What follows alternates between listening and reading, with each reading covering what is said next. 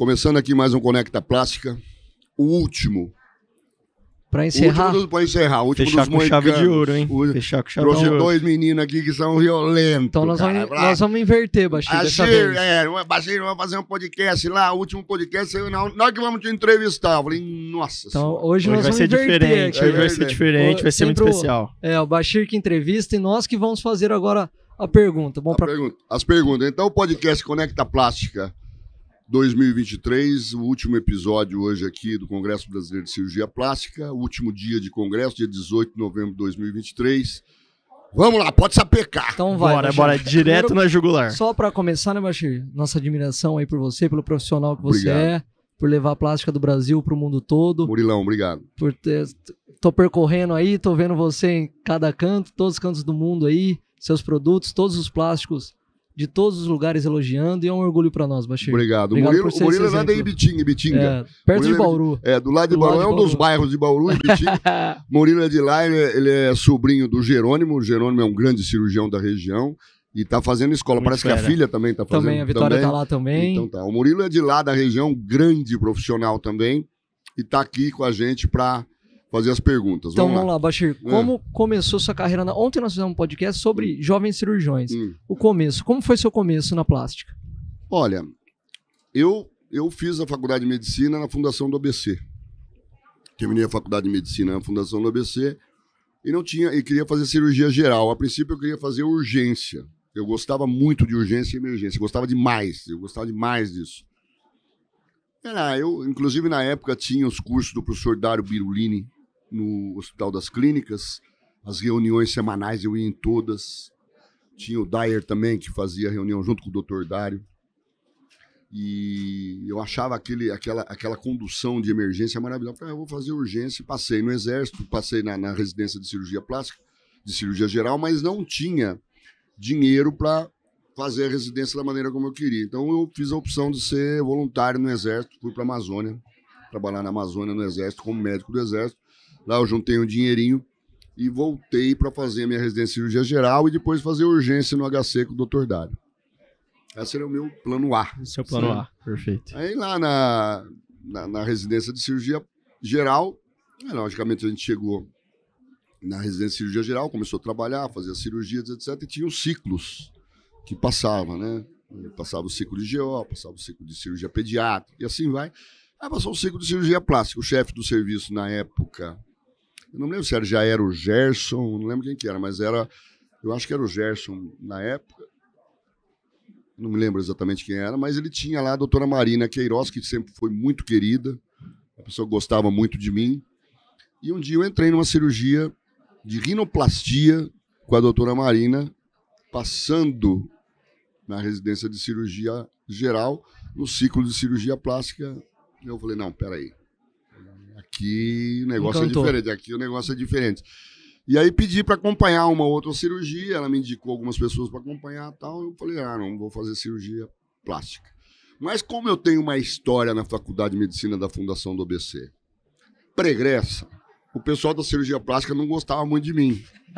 Porque eu era um cara meio bocudo. Então o pessoal tinha lá alguns desafetos e tal. Não gostava, quer saber, eu não vou fazer aqui não. Vou procurar fazer cirurgia plástica em outro lugar. E sabia que eu não ia passar mesmo, porque já tinham me avisado que não ia nem prestar lá que eu não ia passar. Eu falei, então tá bom, então vou procurar outro lugar. Aí eu procurei outros lugares.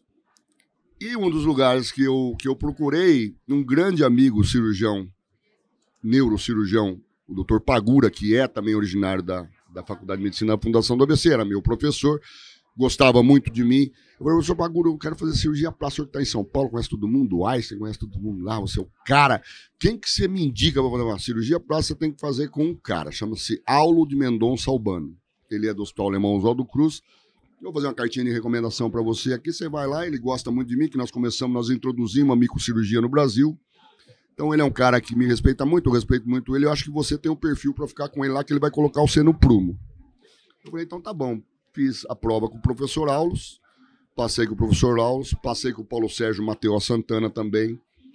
Passei acho que mais uns 4 lugares, mas eu segui o que o Pagura me falou. Eu falei, vou fazer o Hospital Alemão Oswaldo Cruz. Foi a melhor decisão que eu tomei na minha vida, porque o Dr. Aulos realmente me consertou. Eu era um cara meio espivetado, o doutor Aulos é budista, ele foi um cara mais centrado. Pegou o cara certo. Pegou o cara certo, o doutor Aulos era um cara muito centrado. Tivemos lá, logicamente, as nossas discussões, porque eram residentes. Eu sempre tive uma mão razoavelmente boa, então tinha assim, um certo ciúme. O doutor Aulos gostava muito de mim por eu operar bem, mas tinha as restrições porque eu mandava merda assim, em 2 minutos eu mandava merda. Então não pensava muito para mandar os outros a merda, não. Depois eu mudei. E aí o doutor Aulos me consertou. Foi a melhor, então fiz a minha residência, cirurgia plástica, no Hospital Alemão Oswaldo Cruz com o doutor Aulos de Mendonça Albano. A minha formação foi brilhante, foi maravilhosa, porque ele fazia muita reparadora, ele fazia muito crânio facial, e um dos ciclos de crânio facial que a gente passava era com a Vera Cardim. Poxa, e ali eu conheci a professora Vera também, depois fiquei um tempo com a Vera também. A Vera me abraçou, porque ela reconheceu em mim uma pessoa ímpar para ela também, e ela se tornou uma grande amiga, uma inspiradora de tudo que eu faço. Eu acho que uma das pessoas que mais nortearam mesmo a minha vida foi a Vera, que a Vera é uma pessoa muito serena, muito centrada, sempre me orientou muito. E antes de ir para Bauru, inclusive, eu estava com a Vera já, a gente foi para Bauru fazer uma cirurgia no Centrinho, ela foi fazer umas aulas no Centrinho, foi fazer acho que era um Tricher Collins, alguma coisa que a gente foi fazer lá. Eu estava com ela já. E eu vi a cidade e falei, acho que Bauru é legal, né? Falei, não, vai, mas olha, você tem que ir assim, assim, assim, assim. Então eu segui mais ou menos a linha de conduta que ela... E a trilha, e essa trilha deu certo. Legal. Deixa eu perguntar uma coisa, Bashir. Ontem, eu, o Murilo, a Paula, a gente conversou bastante, assim, entre jovens cirurgiões. E a gente tá naquela fase, assim, nos 2 primeiros anos de formação, e tá naquele momento que a gente começa a montar a clínica, e a gente comentou bastante como a Faga foi importante pra gente, porque deu a oportunidade de ter materiais de boa qualidade, equipamentos de boa qualidade, que a gente começa a profissão já com uma oportunidade de oferecer pros pacientes resultados melhores, e ter uma vida mais fácil, né? Faz parte, né? A ferramenta é fundamental. Com certeza. E nisso tudo, né? O grande destaque é a forma como você começou sua carreira, que a gente queria entender. Se você fez esse caminho mais tradicional, igual a gente está fazendo, começando na clínica ou na faculdade, igual eu estou um pouquinho, o Murilo no Fellow, a Paula no Fellow também. Como que foi assim, formou, teve essa orientação da doutora Vera, como que foi esse comecinho aí? Conta um pouquinho dessa sua chegada em Bauru, que aí depois a gente quer enganchar o outro, que é o motivo da gente estar aqui. Tá bom. Assim, a gente se forma cirurgião plástico, pelo menos na minha época, a gente se formava cirurgião plástico. O Dr. Aulos, ele era um cara que dava muita oportunidade para operar, né? Então, o R3, quando eu entrei, o R3 era Marcinha e tinha mais um R3, eu acho que era Marcinha, mas não, tinha 2, mas um teve que ir. Aconteceu alguma coisa que ficou só a Márcia como R3, aí tinha dois R2 e eu entrei. E quando eu entrei, a primeira cirurgia de mama que eu assisti, a Márcia estava sozinha no centro cirúrgico. O Dr. Aulos chegou um pouco mais tarde, ela tinha desmontado a mama.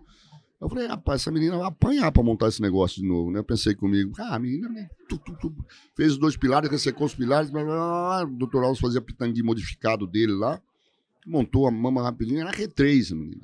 A R3 estava fazendo sozinha a cirurgia. No começo do R3, né? No começo, porque eu comecei, ela era R2, na verdade. Eu falei, bom, parece que aqui se opera muito, né? Então, durante a residência, eu tive uma formação cirúrgica muito intensa, porque a gente tinha os pacientes no ambulatório, a gente conduzia os pacientes, o Dr. Aulos observava o que a gente ia fazer, entrava na cirurgia, dava ali as instruções e ficava ali de fora, ele ficava de fora. Só dando norte. Olhando e vendo se você tá indo bem, ele solta. Se você não tá indo bem, ele fala, não, pera um pouco, deixa eu me lavar. Aí lá se lavava, orientava de novo. Então, essa condução durante a cirurgia plástica da carreira nossa de formação foi muito legal do Dr. Aulos, porque ele oferecia muito liberdade para a gente e operava muita reparadora. O Dr. Aulos era um cirurgião que operava muita reparadora, muita. A gente fazia muita reparadora. Tumores de pele, retalhos de face, retalhos de pele, retalhos de membros, a gente fazia tudo lá, né? E era uma formação muito intensa também na crânio-facial, porque tinha muito trauma de automóvel, ninguém assumia isso na época, o cirurgião plástico assumia tudo, e nós fazíamos trauma de face, lefora, assim, toda semana, né?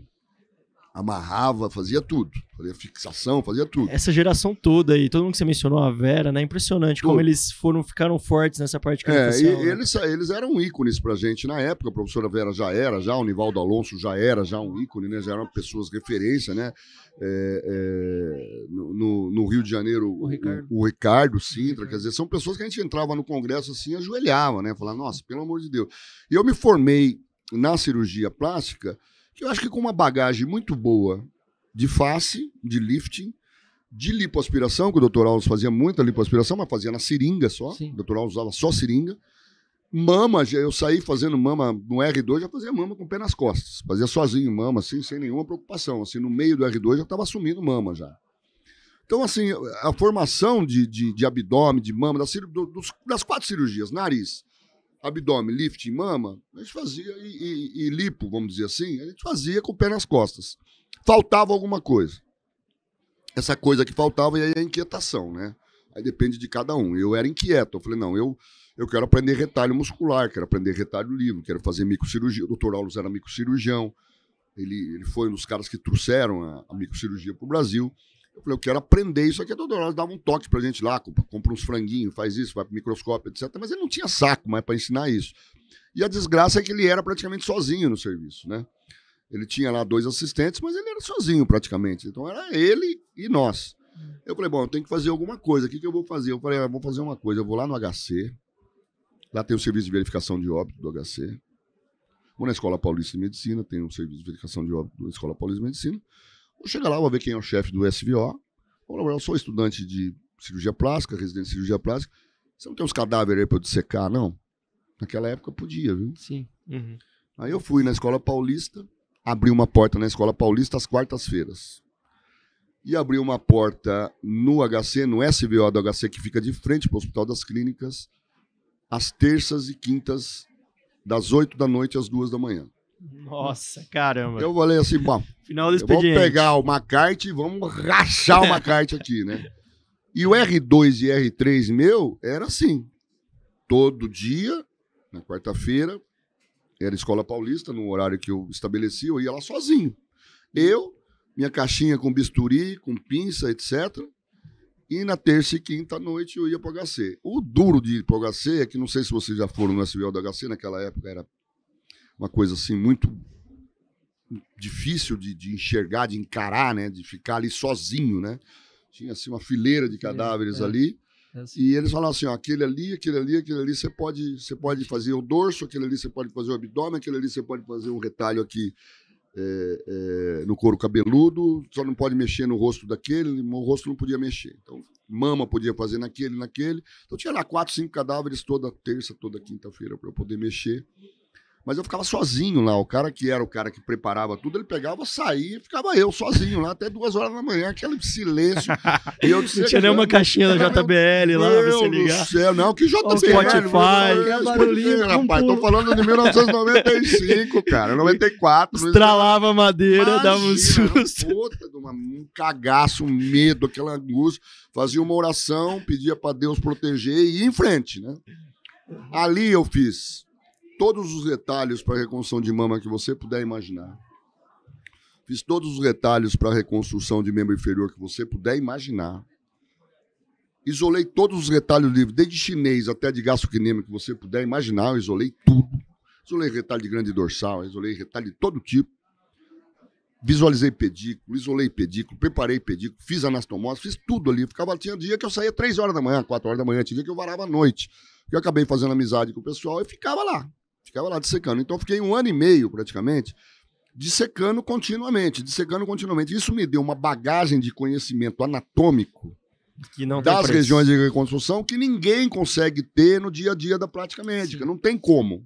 Hoje, é impossível. A não ser que você esteja no Vietnã. Né? Mas como eu não estava no Vietnã, eu falei, bom, eu tenho que fazer isso aí no morto para depois eu ir para o vivo. Né? Então, quando eu terminei a residência, é gozado isso, cara. Eu abri isso aí. Você vê que coisa, né? A residente é um bicho meio louco, né? Eu abri, falei pro Dr. Aulos, falei, ó, tá lá aberto, tá todo mundo. Acho que quem levou pra frente até um pouco foi o Bruno, que tá aqui, que é o Bruno que é de de Santa Catarina, que foi residente depois de mim, o Túlio também, o Del Piero, acho que ficou um pouco, mas depois morreu o negócio. Morreu o negócio, ninguém continuou levando a coisa para frente. Bom, o fato é que eu consegui tudo aquilo que me faltava na residência, buscar lá para a reparadora. E aí, se você me perguntar depois como é que foi Bauru, você vai ver que isso foi fundamental para o meu sucesso em Bauru. Então, se eu posso falar alguma coisa para o residente que está começando, é o seguinte: você dentro da residência, você tem uma oportunidade única de aprender. Às vezes o cara está dentro da residência, já quer ficar sendo assistente de alguém, quer pensando no valor, né? Cara, isso aí tem que não é dinheiro agora. Sim, eu não tinha que... alguém mais duro que eu, você não vai encontrar. Não tem. Quem me conhece profundamente, ou um pouco pelo menos, sabe que alguém mais sem dinheiro do que eu durante as residências, durante a faculdade, não existe. Olha, eu ia para a faculdade de medicina, Fundação de ABC, de ônibus, de trem, de carona. Eu fui ter o meu primeiro carro em 1997. Já tinha acabado a residência. Já tinha acabado a residência. Então, não existe ninguém mais. Eu nunca me preocupei com isso. A única coisa que eu me preocupei foi quando eu fui para o Exército. Eu falei, eu preciso juntar dinheiro suficiente para fazer 3 anos de cirurgia geral, que eu quero fazer 2 anos de geral e 1 ano de urgência com o Dr. Dário. Então eu não quero trabalhar. Sim. Então, para não trabalhar, eu preciso ter dinheiro. Então eu juntei dinheiro para esses 3 anos. Acabei juntando na Amazônia mais dinheiro do que eu imaginava, porque eu atendia lá garimpo, etc., recebia em espécie. Acabei juntando dinheiro para uns 4, 5 anos que Deus iluminou e foi suficiente para fazer a plástica. Durante a plástica eu não dei plantão. Durante a cirurgia geral eu não dei plantão.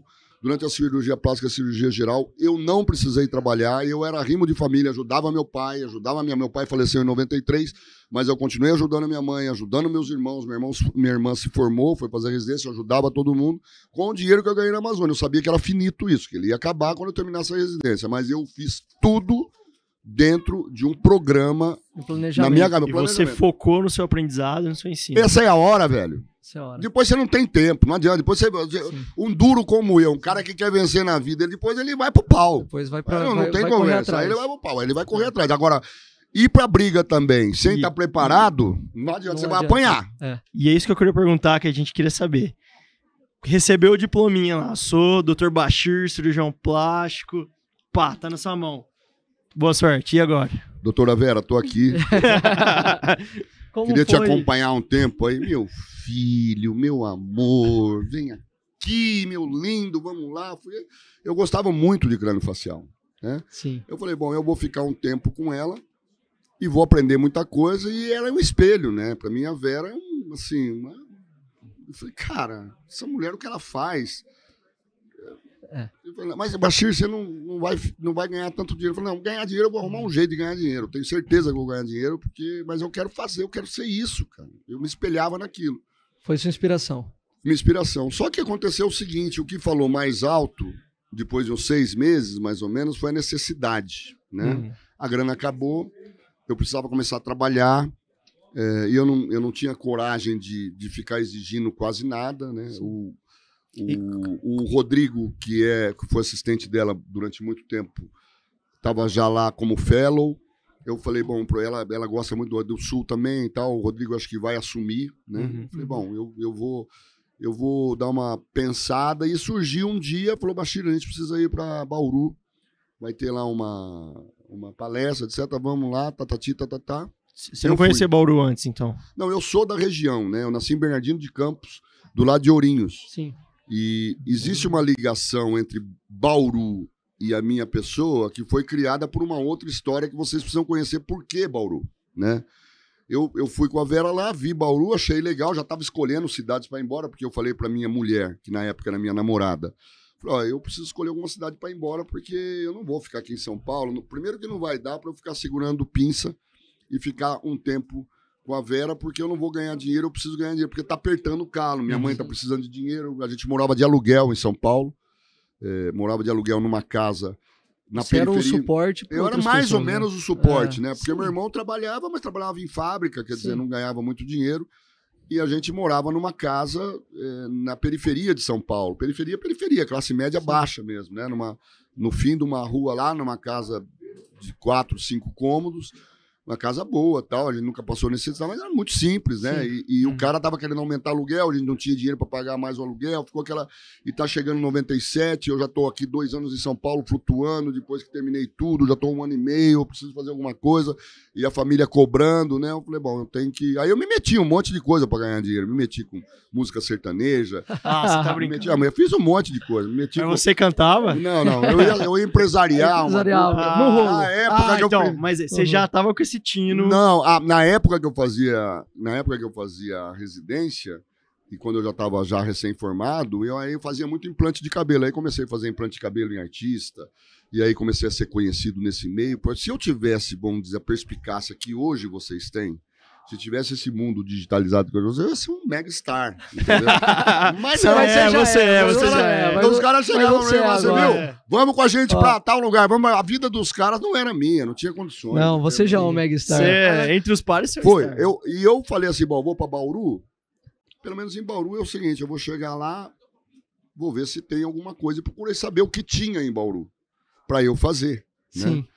Procurei saber o que tinha em Bauru e me lembrei de um cara chamado Sérgio Rodrigues Alves. Sérgio, nunca na minha vida eu me esqueço de você. O Sérgio é o seguinte, o Sérgio foi meu chefe na empresa que eu trabalhei quando eu fui para São Paulo com 14 anos para trabalhar de office boy para ajudar meu pai.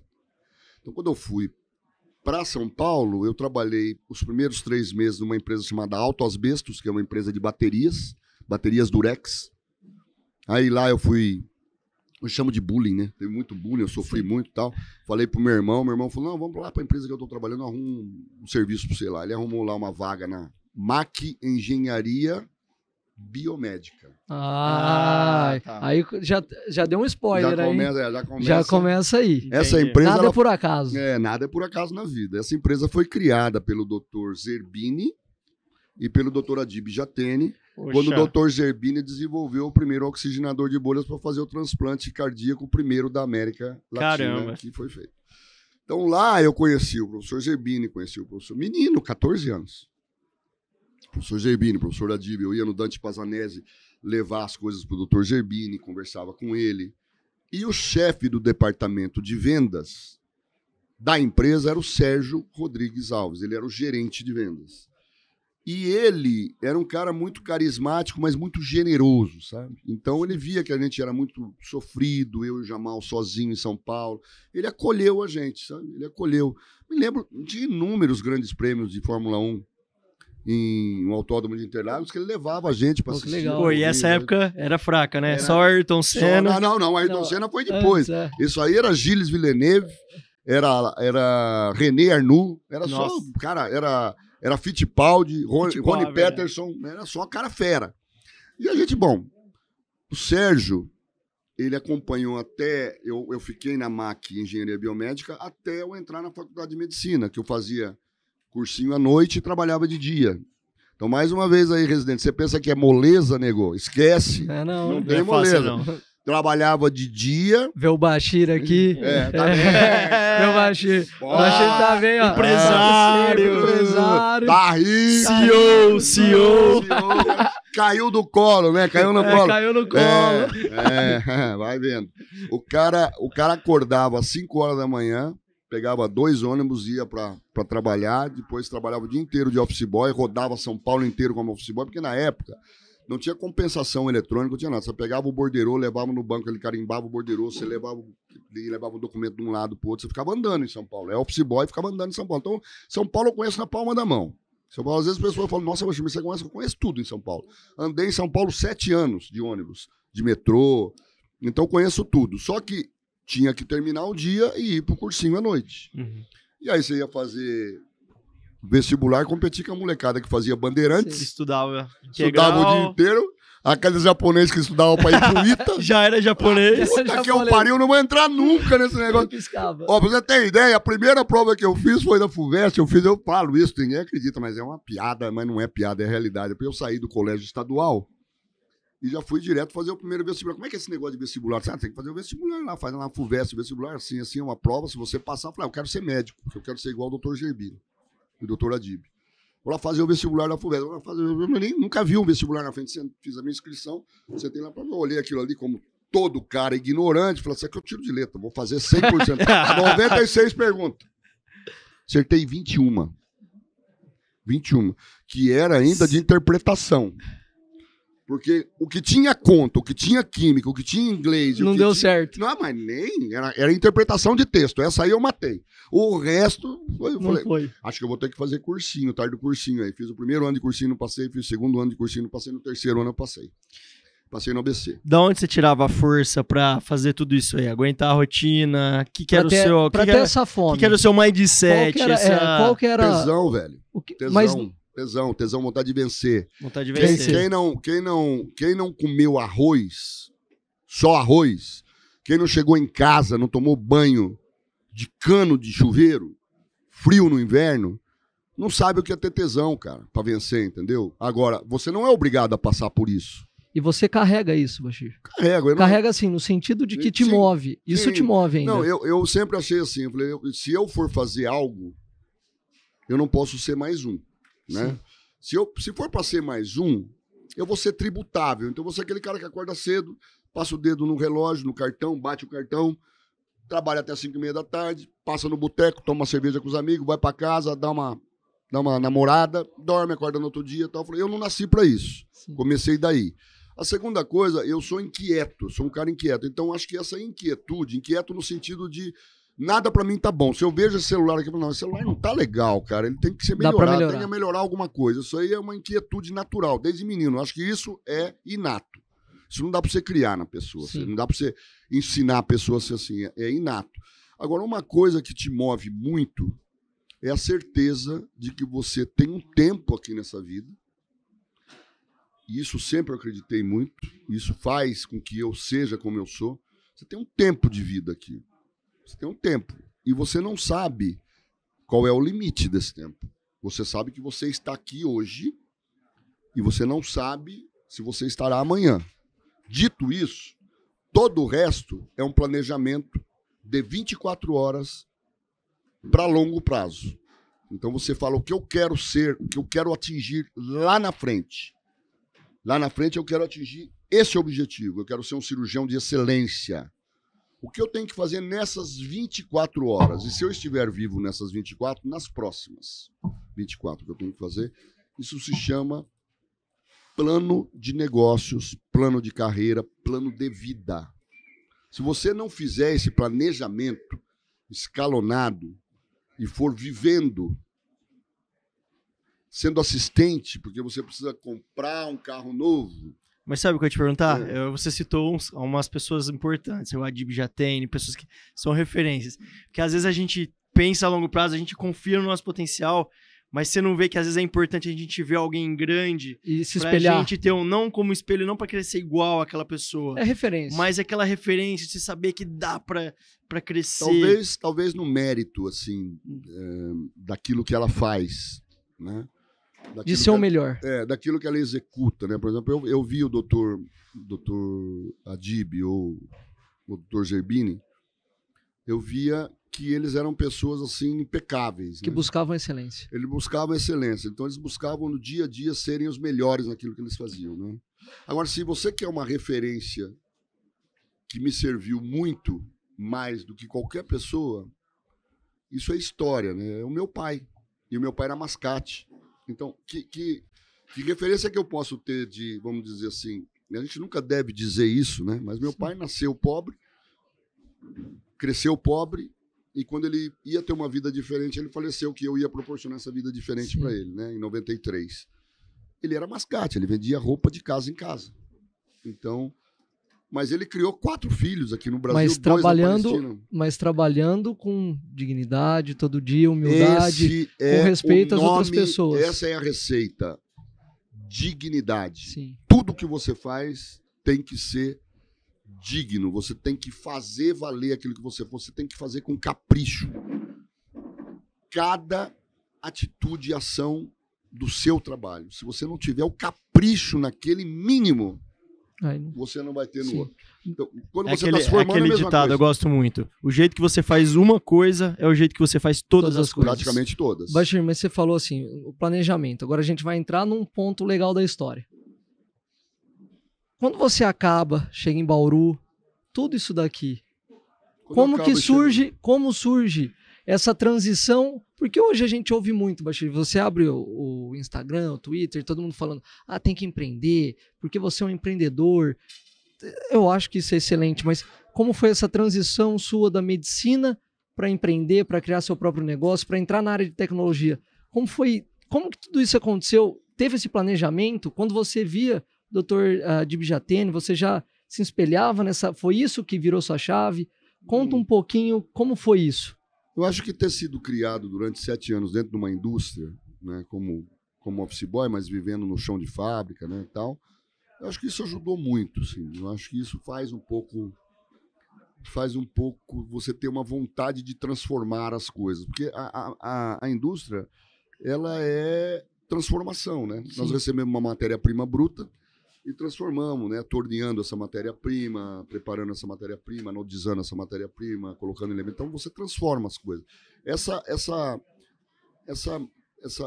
coisa da transformação sempre me fascinou muito, sabe? Eu sempre fui muito fascinado pela transformação, por fazer as coisas, por criar as coisas, né? Eu acho que isso tem uma colaboração. Mas quando eu cheguei em Bauru, eu vou retornar agora para aquilo que eu estava falando da dissecção de cadáver. Uhum. O Sérgio Rodrigues Alves, ele falou para mim, você vai para Bauru? Eu falei, vou para Bauru. Ele falou, lá em Bauru tem um cirurgião cardíaco, que é cliente nosso, e ele é muito amigo meu. Eu vou pedir para ele te receber em Bauru, já que você não conhece ninguém em Bauru. O cara era cirurgião cardíaco, o Dr. Antônio Stefano Germano, é um amigo, o filho dele é cirurgião plástico, inclusive. E ele era secretário da saúde do município de Bauru. Ele falou, vai com essa cartinha de recomendação, vai para Bauru. Fui lá para Bauru com a cartinha de recomendação, bati na portinha lá da clínica da Cardiovida, que era um hospital que ele tinha de cirurgia cardíaca. O Dr. Antônio Germano me atendeu. Cara, assim, de uma... impecável. Antônio, o Germano, a gente sempre fala que ele parece que acabou de acordar, tomou banho, passou aquavel, assim, no cabelo. Impecável. Ele me atendeu e falou, olha, que bom que você chegou aqui em Bauru, porque é o seguinte, nós estamos com uma deficiência de cirurgião no hospital de base. No hospital de base nós temos só um cirurgião, mas é SUS. Conhecemos lá, Bashir. A gente conhece. Da cirurgia geral passa um pouco lá. Não era naquele lugar, não? Não era? Que você tá vendo, Não. O hospital de base era um Vietnã, velho. Aí ele falou para mim, olha, lá no hospital de base nós estamos só com um cirurgião plástico, que é o Kamesh, que é um cara a quem eu devo muito também. Se formou com o Dr. Bozola. Poxa. E acho que seria legal se você fizesse uma junção com ele, porque ele está sobrecarregado. Fui lá, me apresentei pro Kamesh. Falei, Carlos Kamesh, eu tô aqui, tô chegando. Ele olhou para mim assim. Ele é italianão, meio seco assim. E ele é um cara relativamente jovem, assim. Só que ele tinha mais tempo de formado que eu, porque eu levei 3 anos para entrar na faculdade de medicina. Ele entrou na idade que eu tinha que ter entrado, né? Então ele era mais velho que eu na formação. E você sabe fazer o quê? Não, eu faço tudo. Você faz tudo? Você faz retalho livre? Eu falei, faço. Você faz microcirurgia? Eu falei, faço. Você é mentiroso pra caralho. Eu falei, não, cara, eu faço. Tá bom, vamos ver aqui. Amanhã eu tenho retalho chinês aqui, você vem aqui. Tem um retalho chinês para fazer uma cobertura de uma mandíbula aqui, que eu vou ter que deixar, que não tem jeito e tal, e vamos fazer. Eu falei, tá bom. Mas como é que você planeja esse retalho aqui? Eu desenhei o retalho. Ele olhou para mim e disse, vai, opera aí. Eu comecei, incisei e tal, ele falou, pode parar. Agora eu vou operar para você ver. A hora que o cara começou a operar, eu falei, não sei nada não. Eu não sei nada não. Todo mundo passa por isso, não tem como. Puta que eu pariu, meu. Como opera o cara, cara. O Kamesh era um cara de uma capacidade fora do normal. Eu falei, puta que eu pariu. Eu quero ser você amanhã. Pô, mas isso que ano? Isso foi que ano? Isso foi em 97. Pô, você vê que bacana, 97, um cara desse lá em Bauru, hospital de base, hospital do SUS, que estrutura que ele tinha, ele conseguia fazer uma cirurgia de alta complexidade. Quando eu tiver dificuldade, eu posso te chamar? Ele falou, pode me chamar na hora que você quiser. Mas você ganhou o respeito dele. Eu falei, não, tudo bem. Mas ele virou para mim e falou entendeu que você sabia. Mas é interessante que ele virou para mim e falou assim, essa frase eu carrego até hoje, falo para algumas pessoas, só que boi preto conhece boi preto, você não vai precisar de mim, não. Pode ficar tranquilo que você dá conta.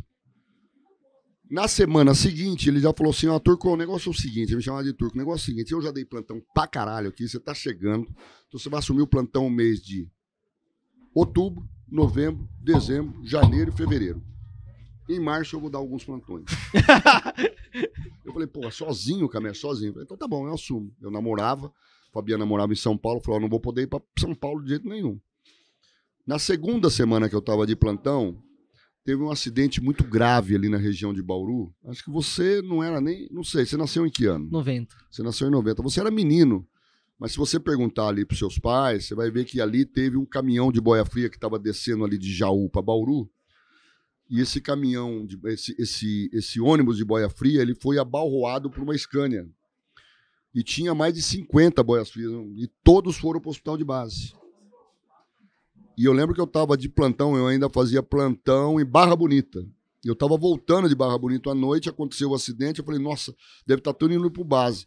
E não tinha celular né? Fácil, assim, o bip estava tocando já desesperado para ir para o hospital de base, o Camés estava lá até um pescoço de trabalho, porque ninguém me achava, buscaram o Camés. Nesse dia, eu provei que eu sabia fazer cirurgia reparadora. Eu tive que fazer umas 5, 6 coberturas de tíbia, com retalho de gastrocnêmio. Tive que fazer umas 6, 7 coberturas de face, com um retalho rápido, perda total, que não podia ficar vaso exposto. Retalho peitoral, retalho de grande dorsal, fazia tudo na hora ali, correndo, a gente, na urgência, não se faz na urgência, mas tinha que cobrir, não tinha como, entendeu?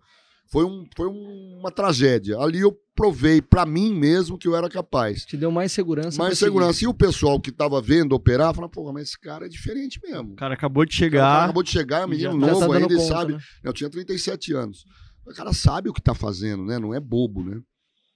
Dali pra frente, aconteceram mais alguns fatos que me promoveram a ser referência na cidade, na cirurgia reparadora. Mas o que mais me promoveu a ser referência é o que hoje quase ninguém não tem e que eu vejo. Eu fazia ambulatório do SUS todas as quartas-feiras e operava por semana cerca de 50 cirurgias de SUS de tumores de pele. Caramba. Ali eu tirei muita gente de melanoma, tirei muita gente de sarcoma, tirei muita gente de tudo ali. E quando eu chegava no ambulatório, mas não é isso aí não que faz a diferença, quando eu chegava no ambulatório, tinha 60, 70 pacientes me esperando para atender e eu operava o dia inteiro no hospital de base. Então o hospital de base era aqui, o ambulatório ficava aqui embaixo. E eu chegava cedo no centro cirúrgico para operar os casos do SUS, que estavam internados, ou para as reparadoras que estavam internadas, de trauma, etc.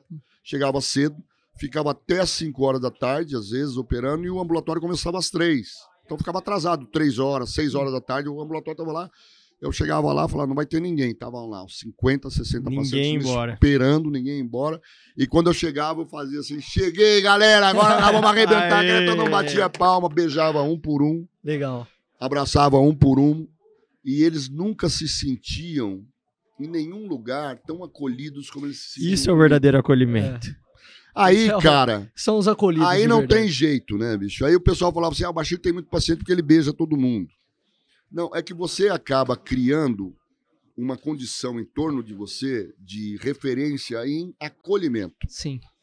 E aí tem mão. Respeito a educação, né? E executa o trabalho. Então, o que falta também é isso, né? Você acolher as pessoas.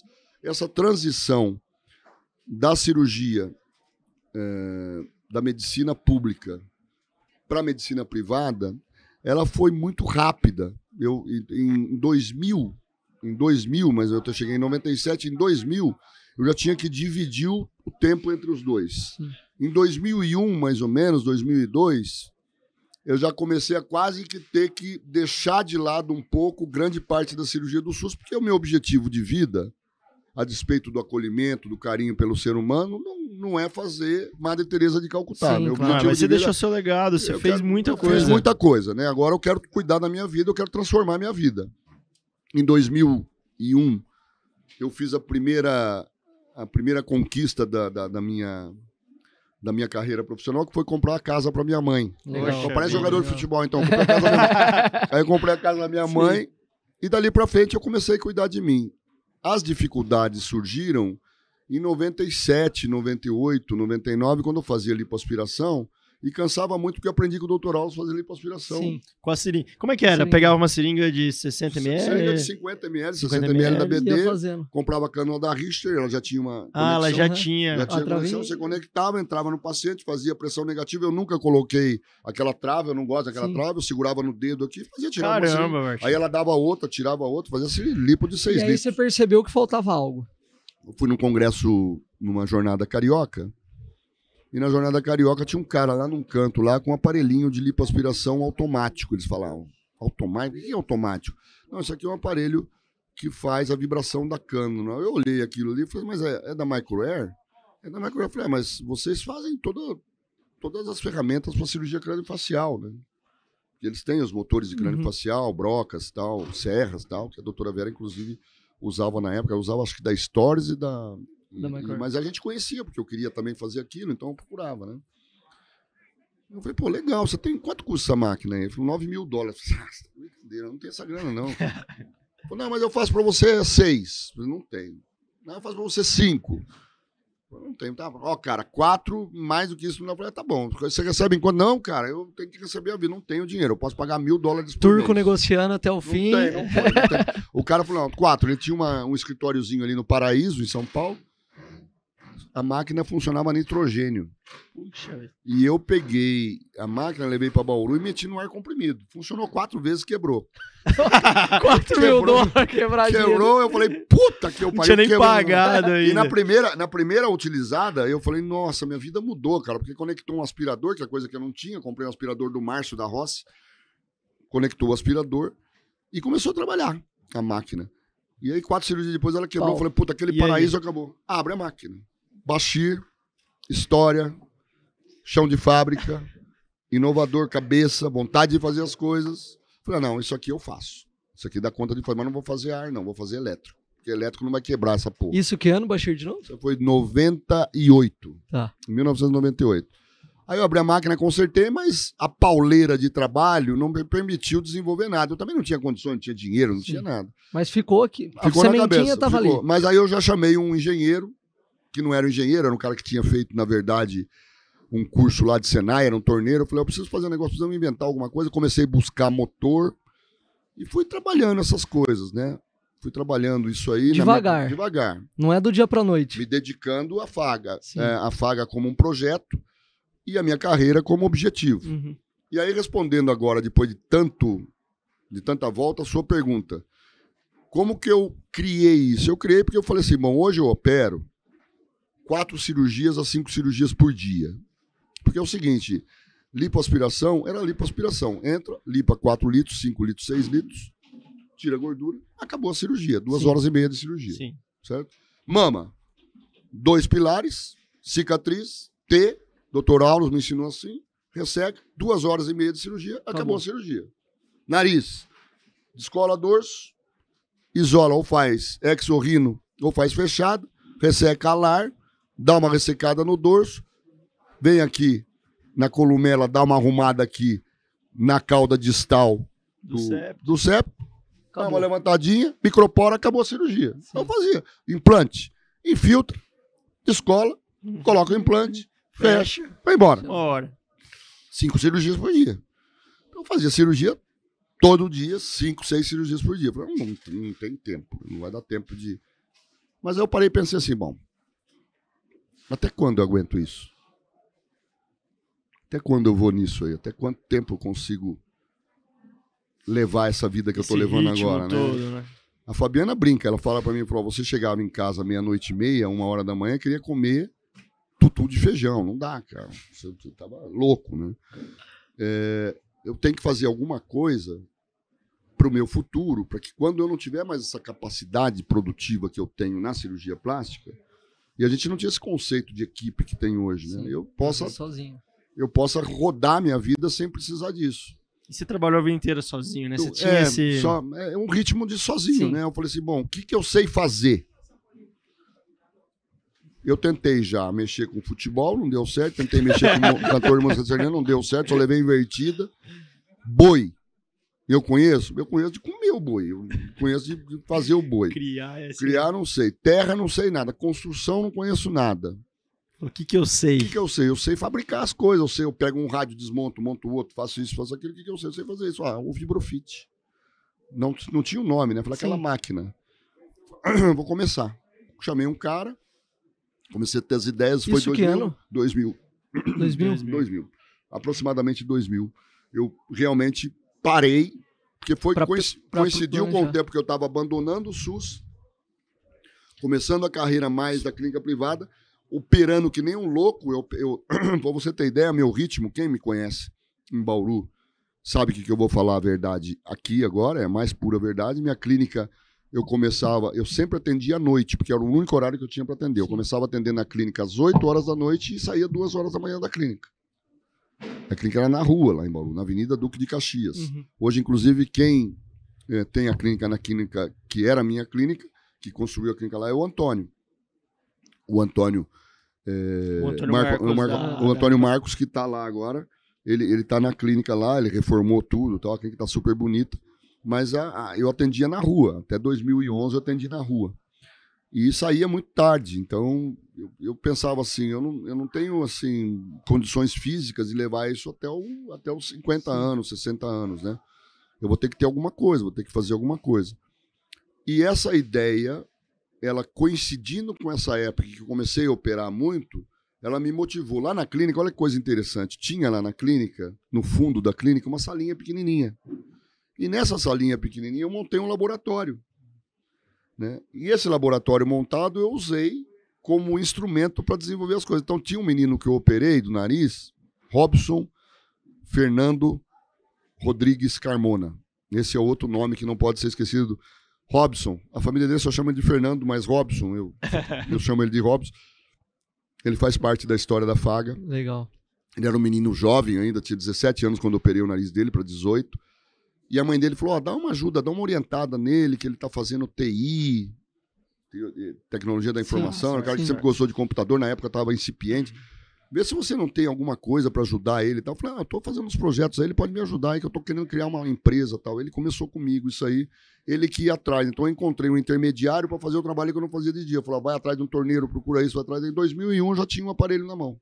Legal. Ele foi o cara que te deu suporte. Deu suporte. Esse é o tempo que você foi do 0, aquele aparelho assim, vamos dizer assim, a estrutura. Eu vou falar para você em uma pequena história o que era o aparelho. O primeiro cara que testou o primeiro aparelho que foi reprodutível, porque eu fiquei operando com o protótipo durante 1 ano, mais ou menos, e a Selma, minha instrumentadora, que estava comigo há 20 e tantos anos, ela tinha que dar uma compressa gelada para esfriar ele, porque esse cara esquentava. Mas era maravilhoso, porque a gordura... Funcionava. E eu fazia muita lipo, né? Então eu comecei a ser referência em lipo lá na região. E funcionava e ia.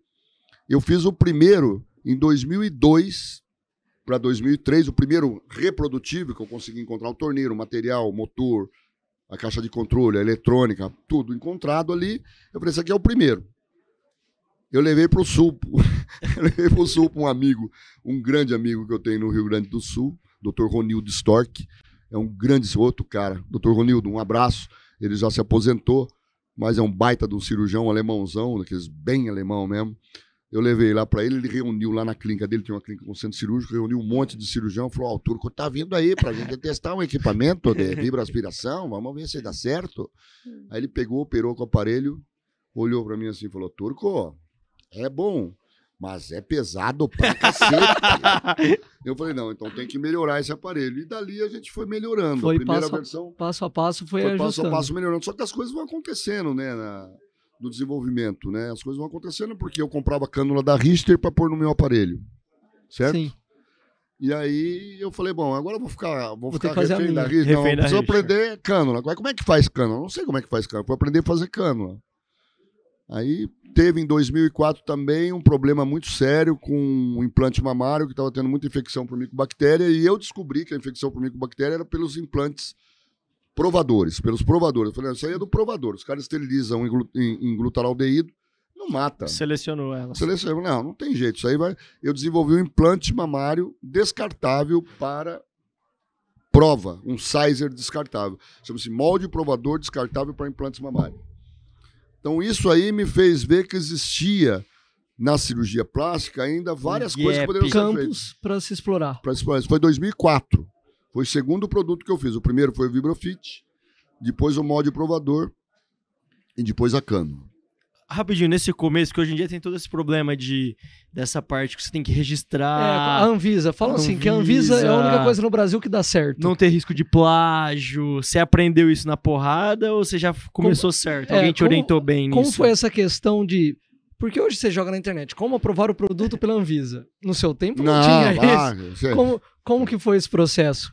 E a patente, né? A patente que é... Entender de Anvisa, entender de montar processo para a Anvisa, entender de montar processo de registro de produto, entender classificação de produto, entender regulamentação técnica, entender as ISOs, entender tudo. Isso aí é um caminho sem volta. Quando você entra nesse mundo, é uma droga. Você injeta uma droga na tua veia, aquele negócio lá fala, agora eu vou. Eu tive muita sorte, na verdade, mas sorte é a conjunção de oportunidade com percepção, né? E trabalho árduo, né? O acaso privilegia as mentes preparadas. Então, eu procurei saber como funcionava. E eu fiquei sabendo que em São Paulo tinha alguns escritórios especializados nisso, né? E eu vim para São Paulo no escritório, chama-se Latini e Associados. Mais um cara aí, Roberto Latini. Você vê como a gente não constrói nada sozinho, né, Bachir? Roberto Latini. Nada é sozinho. Roberto Latini é um cara que simplesmente é um dos maiores experts em assuntos regulatórios no Brasil, um cara de uma simplicidade fora do normal, um cara ímpar, assim, um cara... E um baita do negociante, né? Eu cheguei lá e falei, olha, eu quero fazer isso, mas eu não tenho a fábrica, não tenho nada. Eu falei, não, mas isso não se faz assim. Quando você começa da seguinte forma. Você... pendura o teu produto numa empresa que vai registrar o produto, terceiriza a fabricação, registra o produto, tudo dentro do caminho legal, direitinho. Vou te mostrar o caminho direitinho. Eu falei, quanto é que você cobra por isso? Ele falou, não, isso aí você vai fazer o seguinte, quando você estiver faturando, a gente vê. Quando você começar a faturar, a gente vê quanto que você está faturando e tal. Eu falei, tá bom, então vamos começar. Eu também tinha a orientação do pessoal da MAC, que ainda trabalhava lá. Tinha um pouquinho de contato do Sérgio, que conhecia os torneiros mecânicos de São Paulo que poderiam fazer as coisas que faziam para a MAC também, né? E aí eu comecei a triangular esses contatos. O Robson e o Jamal começaram a procurar um e outro, tal. O Sérgio entrou no meio do circuito também para nos ajudar. E aí eu fiz o primeiro registro do primeiro Vibrofit através da MedStar, que era uma empresa do Roberto Latini, que registrava produtos terceirizados, né? E quando terminou tudo, que eu comecei a ganhar dinheiro, ele bateu nas minhas costas e falou, Bachir, faz o seguinte, ó, não precisa pagar nada não, eu quero agora que você sempre esteja do meu lado. É mesmo? Eu falei, tá bom, a gente vai trabalhar junto então. Então quando eu precisar de você, ele é meio mafioso, assim, é meio poderoso. Ele é italiano, assim? Seguinte, é Latini, né? Latini. Hoje eu te fiz esse favor, amanhã eu vou te cobrar alguma coisa, pedir alguma coisa, espero que você esteja lá para me atender, né? Foi mais ou menos isso. Ele me mostrou o caminho. Quando ele me mostrou o caminho, e como eu sou um cara muito independente, eu não gosto de ficar sempre dependendo de alguém, eu fui estudar aquilo ali, sozinho, viu? Tudo sozinho, eu fui estudar. Aí eu entendi como é que se fazia o processo, como navegava dentro do site da Anvisa, como você... E aí, bicho, é estudo. Debruçar e tentar entender como é que você monta um processo, como que faz tudo.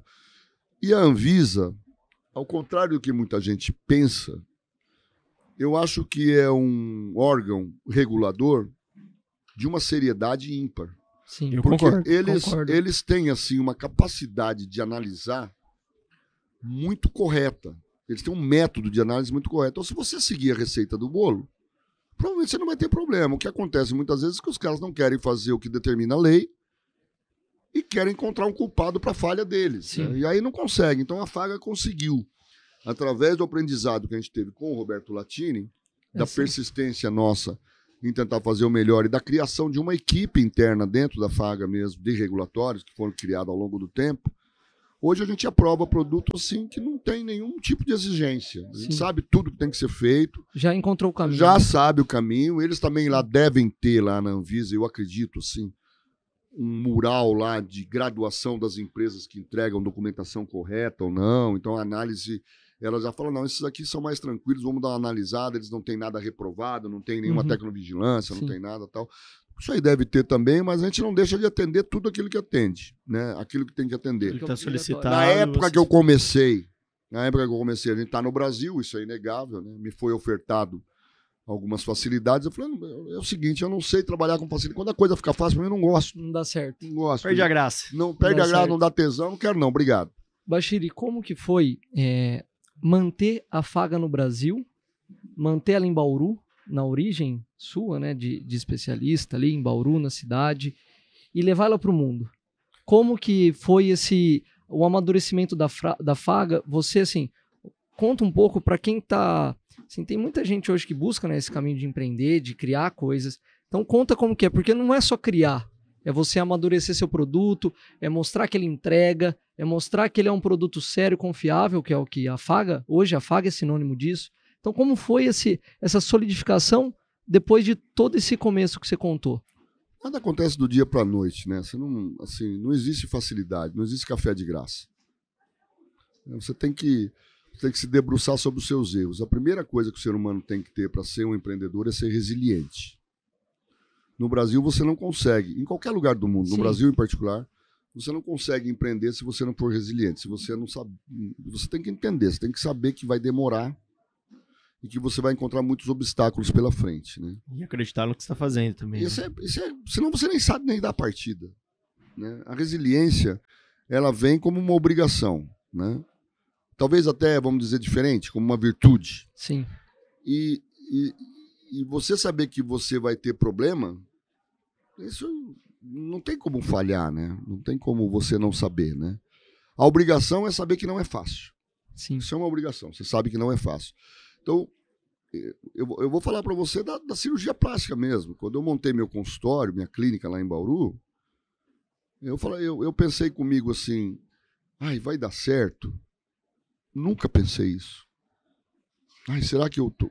Nunca pensei isso. Eu vi o prédio, quanto custou o aluguel?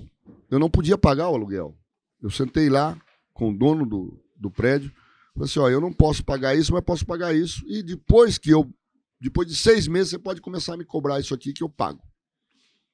Ele falou, tá bom, então eu vou alugar para você por esse preço. Porque eu sabia, já tinha uma meta, daqui 6 meses eu tenho que estar ganhando aquilo ali para pagar o aluguel do prédio. Tem que fazer girar. Então, não tem jeito, assim, não existe meio termo. Você tem que definir a sua meta. Definida a sua meta, você monta a sua estratégia. Montando a sua estratégia, você põe seu plano de ação. E o plano de ação básico é acordar cedo, dormir tarde, com o pipi duro. É isso aí. Não pode perder o tesão. É. Porque se perder o tesão, você não vai para lugar nenhum. Sim. Entendeu? Você tem que ser resiliente e nada pode te vencer. Nada pode te derrubar. Nem um raio, nem um para-raio, nem um cavalo, nem um jumento. Nada te derruba. Você tem que ir para cima. Fechar os olhos e trabalhar. Porque você já tem delineada o seu objetivo. Sim. Você vai em busca dele. Se é um objetivo correto ou errado, aí você vai pagar o preço lá na frente, mas você tem que ir atrás dele.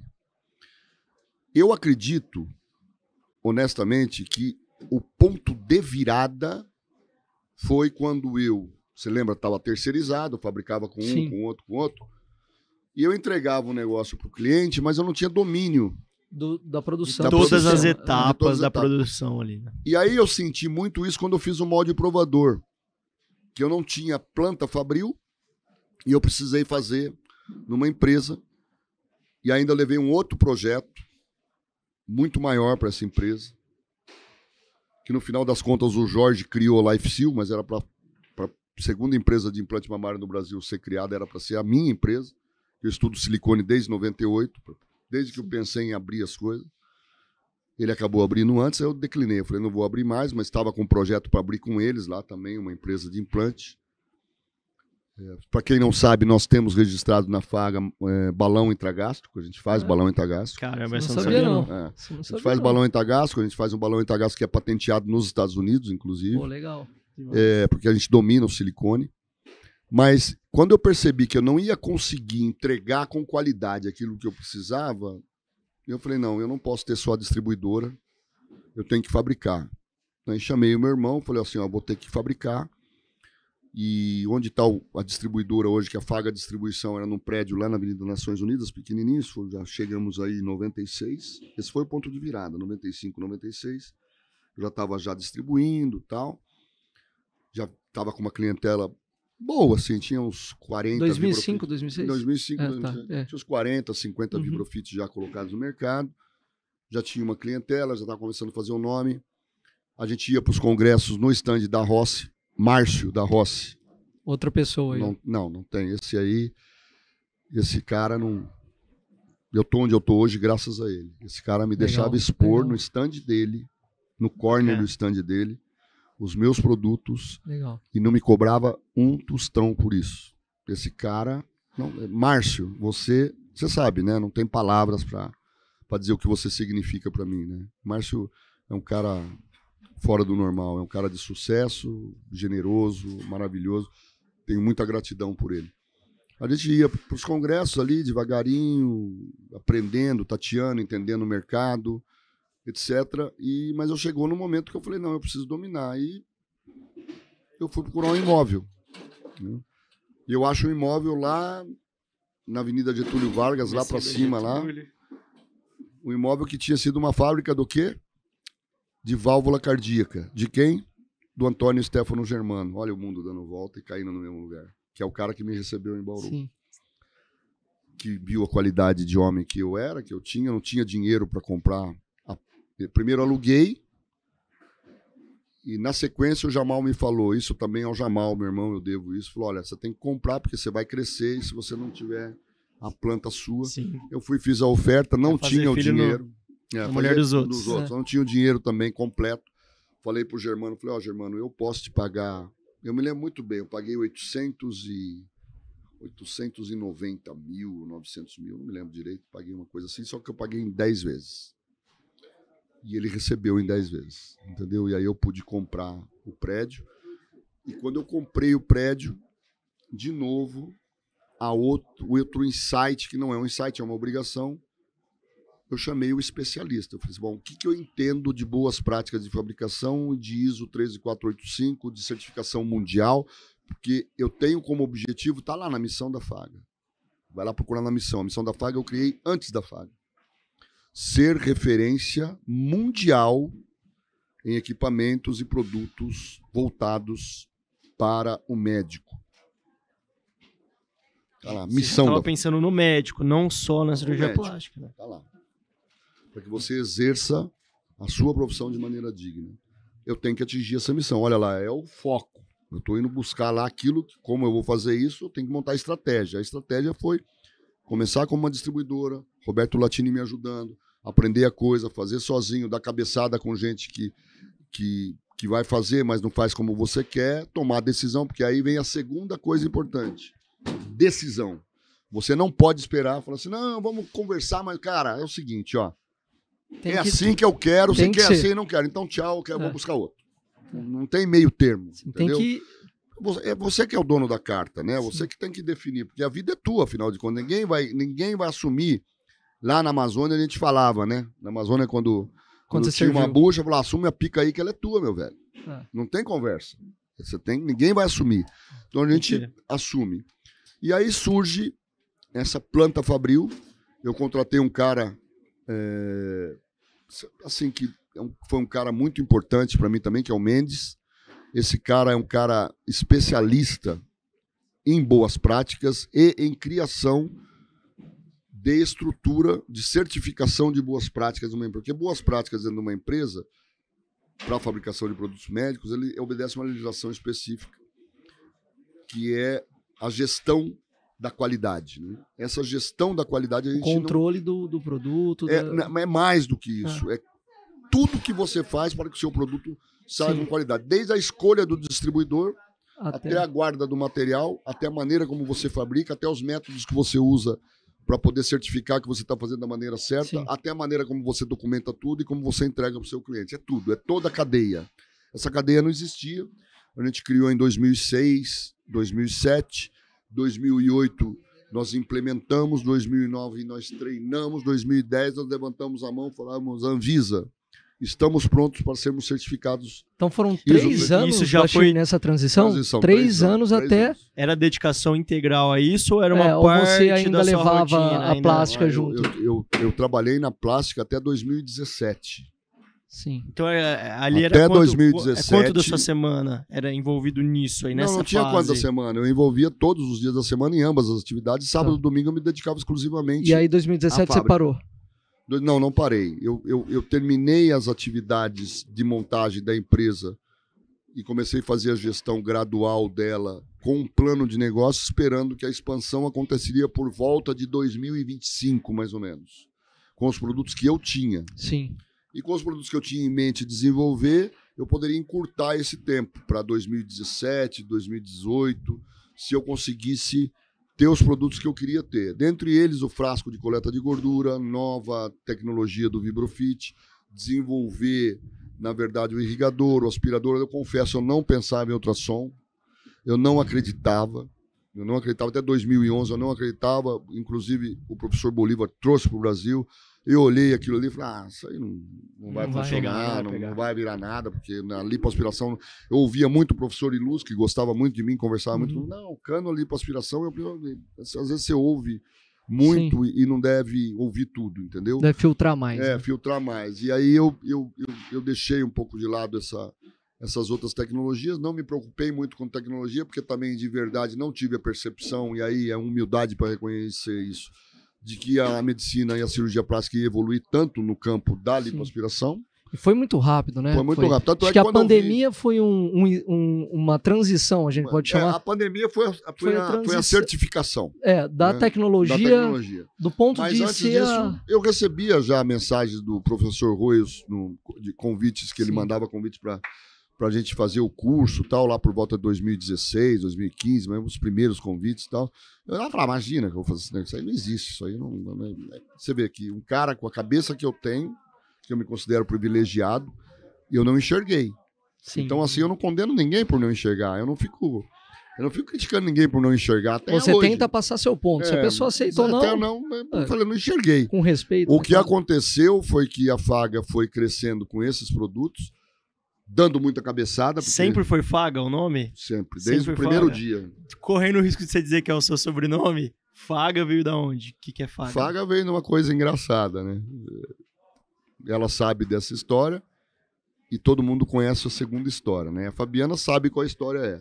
É o seguinte, quando eu pensei em montar uma empresa, eu pensei em montar uma empresa de silicone, de implantes de silicone. Foi a primeira coisa que eu quis fazer. Isso foi em 1998. E não existia internet, não existia Google, não existia nada, né? Então tinha que fazer importação de silicone. Eu falei, quem que importa silicone para poder fazer os testes e ver como é que funciona esse negócio? Que eu queria aprender como é que funcionava. Ia dar o Corning. Sim. E a Dow Corning não exportava nada para o Brasil sem antes ter uma empresa. Tudo era diferente naquela época. Não está tão longe, mas era diferente. Eu falei, vou montar uma empresa, só que eu não quero que ninguém saiba que é minha. Bobo, né? Porque como é que alguém vai saber que a minha empresa está importando? A não ser que o cara saiba que eu estou mexendo com isso, ele vai saber. Mas se ele não souber, não vai aparecer em lugar nenhum. Mas eu achei que alguém ia saber. Eu também achava que tinha uma restrição do CRM para um médico ter uma empresa. Poxa, é verdade. A Fabiana é a minha esposa, chama-se Fabiana Gazi, né? Eu falei assim, vou botar o nome dela, Fabiana Gazi, porque o dia que a empresa se tornar uma empresa mesmo, aí não é da Fabiana mais, é da família Gazi. Legal. Faga. Perfeito. Legal. Aí muito legal. Assim. E depois que ela ficou uns 3 anos como Faga Distribuição, depois ela continuou como Faga Distribuição e eu montei uma outra empresa em 2007 para montar a fábrica, chamada Faga Brasil. E depois a Faga Brasil se transformou em Faga Medical e a Faga Distribuição existe até hoje. A original Daqui a pouco vai ser Faga Medical Group. Hoje vai ser mesmo, viu? Vai ser mais uma coisa, porque nós estamos nos Estados Unidos e na Europa. É que assim, acho que a gente já está chegando no tempo que nós estamos vendo que só tá losa aqui nos estantes. Mas, Bachir, algumas coisas que acho que para deixar aqui, né? Futuro da Faga.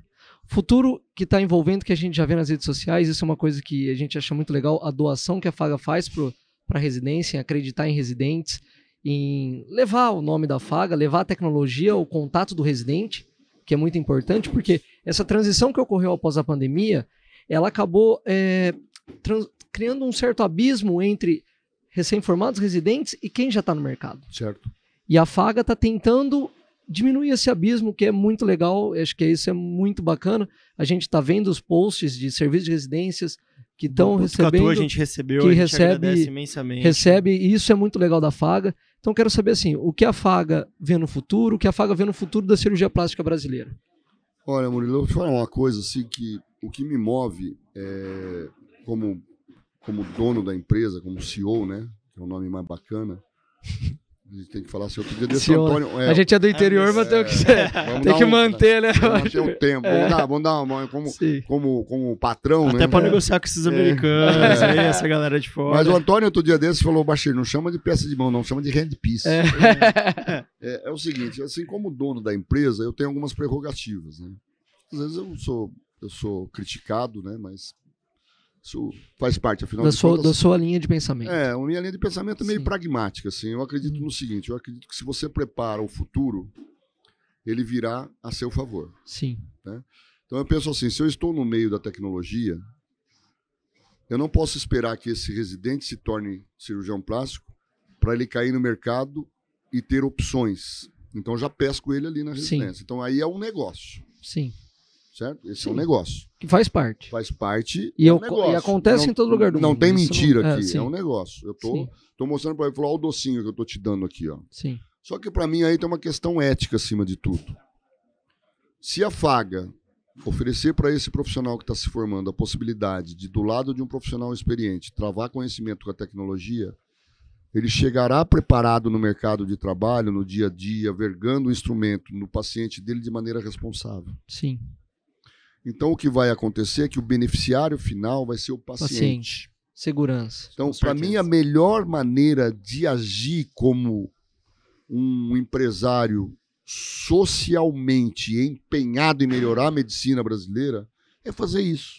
Porque se eu fizer isso, eu estou fazendo bem lá na frente para o paciente. Sim. E aí já não é mais negócio, aí não existe preço para isso, é valor. E valor é uma coisa totalmente diferente de preço.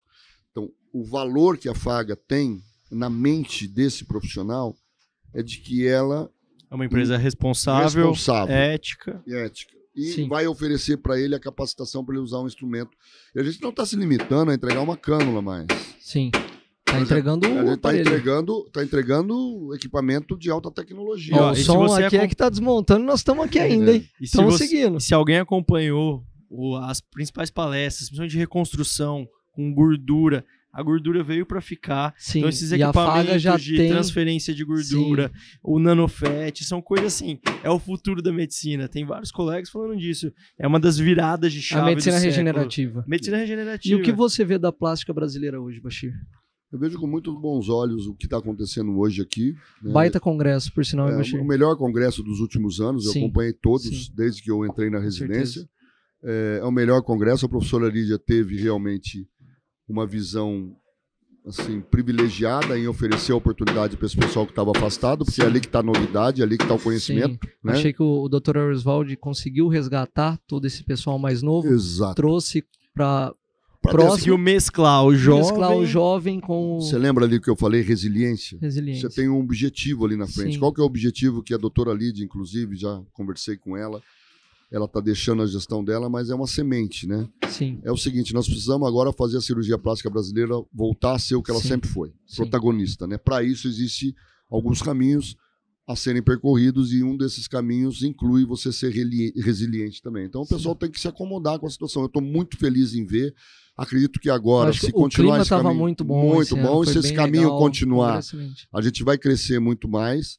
Eu vejo que a Sociedade Brasileira de Cirurgia Plástica tem uma responsabilidade muito grande em informar os jovens cirurgiões de maneira ética, de maneira clara, o melhor caminho. E ela está fazendo essa transição do conhecimento. Isso é muito bacana. Com certeza. E o que eu mais gostei de ouvir em toda essa história, assim, só ficou pensando na palavra, dedicação. Você teve dedicação do começo ao fim. De lá trabalhar. Mas eu não terminei ainda, não. A Faga tá indo pro mundo inteiro. Tem que dedicar muito mais. Bachir, assim, pra gente terminar aqui com chave de ouro, né? Claro, agradecer sempre você por abrir esse espaço. Esse podcast eu acho que é legal. Todo mundo que passa aqui foi uma ideia sua, como milhares que você tem, Muito legal, só né? agrega pro Congresso. Isso movimenta todo mundo aqui. Ontem a gente até tentou gravar, mas o Bashir também tem que vender, né? Não é só gravar podcast, né? E assim, todo mundo passando, procurando o Bashir, que virou uma referência. A Faga é uma referência, o Bashir é uma referência. O pessoal que te ajuda, a gente vê em todos os cantos. Isso é muito legal. O meu irmão, bom dia, mas bom dia mesmo. Né? E assim, Bashir, qual que é o recado final que você deixa? Qual é a mensagem que o Bashir deixa em 2023 para quem está ouvindo esse podcast? A gente começou o ano de uma forma, estamos terminando em outra. Eu acho que está terminando mais animado, mais confiante, que as coisas vão acontecer. E a gente viu no clima esse ano aqui no Congresso, todo mundo alto astral, todo mundo querendo se ajudar. Eu achei o clima excelente. Qual que é seu Eu tinha vontade de recado? falar um monte de coisa assim, que eu poderia transmitir, né? Sim. Desde o sentimento interior, da sensação interior que eu estou tendo em função do que está acontecendo na terra dos meus antepassados, da tragédia humana que está acontecendo por lá, até a felicidade que eu tenho de ver os negócios prosperarem, a Faga prosperar e a cirurgia plástica brasileira tomar o caminho de volta. Eu vou tentar sintetizar todos esses 3 elementos que tomam conta do meu coração nesse momento, em poucas palavras. Eu acho que quando você acredita no ser humano, quando você acredita na bondade do ser humano, quando você não deixa o mal tomar conta da sua alma, quando você não deixa o mal triunfar, quando você acredita que você pode ajudar o próximo, que você pode estender a mão quando você é mais forte, você cria um ambiente profícuo para o crescimento. Essa é a primeira coisa que eu acredito. Eu acredito que o mundo está muito pobre de bondade. Sim. De reconhecer a fraqueza e de reconhecer a fragilidade do outro, né? Trazendo para a Faga, nós encontramos um caminho que é uma fragilidade que o mercado brasileiro tinha de não ter opção. Sim. Então eu sintetizei isso buscando opções e oferecer opções para o cirurgião plástico brasileiro, mas trazendo isso de maneira humana e clara, com responsabilidade, com ética e, acima de tudo, com respeito ao cirurgião. Eu não tenho direito, como cirurgião plástico, de oferecer algo que não funcione, que não seja bom, que não seja o melhor para o cirurgião. E a Sociedade Brasileira de Cirurgia Plástica, estando agora, tomando o caminho que está tomando, ela demonstrou, então, que aquele primeiro exemplo que eu dei aqui de dignidade e de reconhecer as fraquezas das pessoas e de ser mais forte e estender a mão, ela pode se aplicar a isso também. Ela é mais forte que qualquer coisa. Não tem nada que represente mais a cirurgia plástica brasileira do que a Sociedade Brasileira de Cirurgia Plástica. Então ela deu o primeiro passo, ela é mais forte. Sim. Ela deu o primeiro passo, ela estendeu a mão, falou, vem cá, vamos nos unir, vamos nos fortalecer.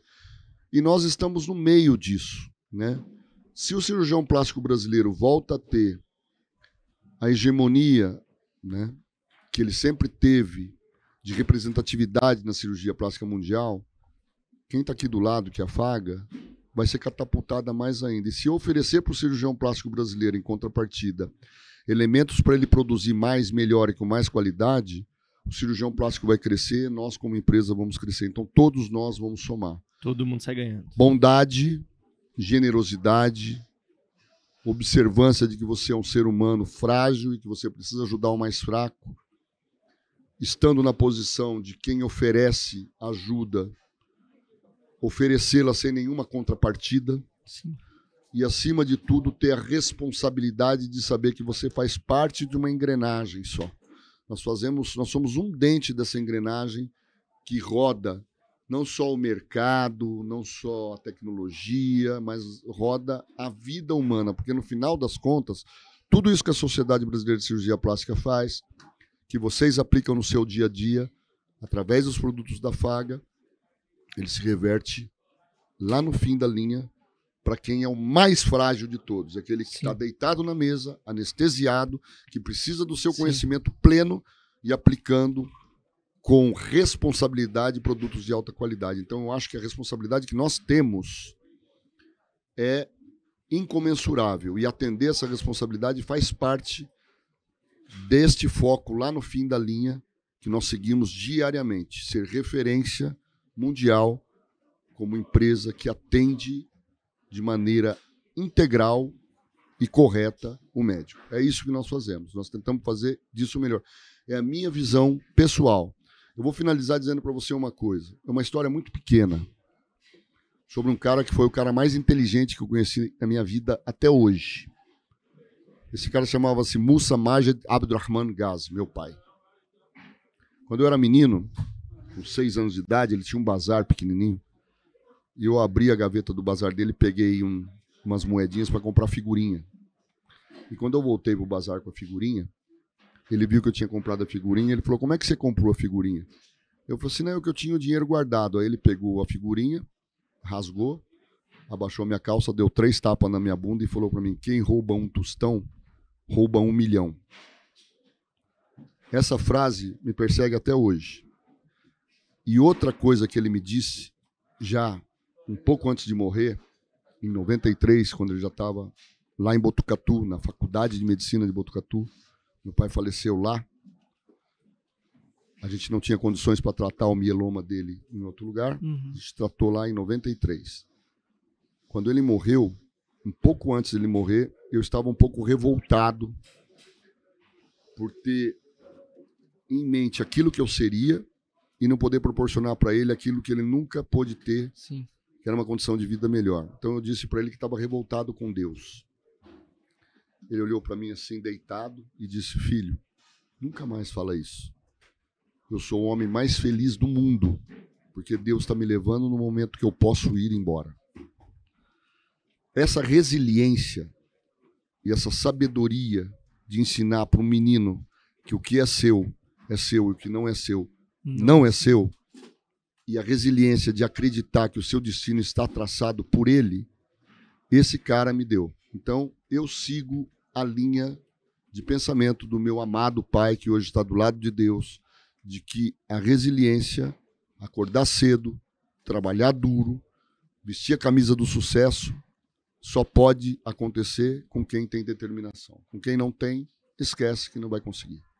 É isso aí. Bashir. Beleza? Acho que encerramos aqui o podcast. Muito obrigado, Bashir. Essa temporada de podcast de uma forma foi violento, hein? incrível. Caramba. Eu já tinha essa ideia de trazer para ouvir sua história, que eu acho que todo mundo, para nós mais novos principalmente, você é um exemplo, como eu sempre falo. Então a gente quer entender quem é o Bashir, como surge a Faga e os exemplos que nós podemos levar de você, que você é um cara que, só do que você já falou agora, muito mais do que a gente imaginava. Então acho que fica esse exemplo. Esperamos que ano que vem todos nós possamos estar aqui de novo. Se Deus quiser. Para gravar mais um podcast. Se Deus quiser. Mas aí vocês estão na hora de começar a fazer um de vocês. Só eu fico lá do lado, né? Nós vamos ano que vem contratar esses 2 meninos. Vamos aqui. entrevistar você de novo. Obrigado pelo espaço que você deu para nós ontem. Imagina, muito mais legal. uma prova de que você acredita nos jovens. Lógico. E é isso aí, Bashir. Muito obrigado. Parabéns pelo sucesso da Faga. Muito obrigado. Só obrigado. Esse cara sempre deixa a gente à vontade. Sim. Tranquilo. E, cara, foi muito isso. obrigado. Pô, que gostoso. Foi legal, Bashir. Obrigado, muito obrigado. Legal. Faga Médica, o Conecta Tamo Plástica, junto. largando o Congresso Brasileiro de Cirurgia Plástica. Acabou, tá pagando a luz. 2023 acabou. Apaga a luz que nós vamos embora. O embora. nosso produtor aqui quer ir embora. Quer ir embora. Quer voltar pra Chapecó. A mochila. Valeu, galera. Um beijo. Obrigado.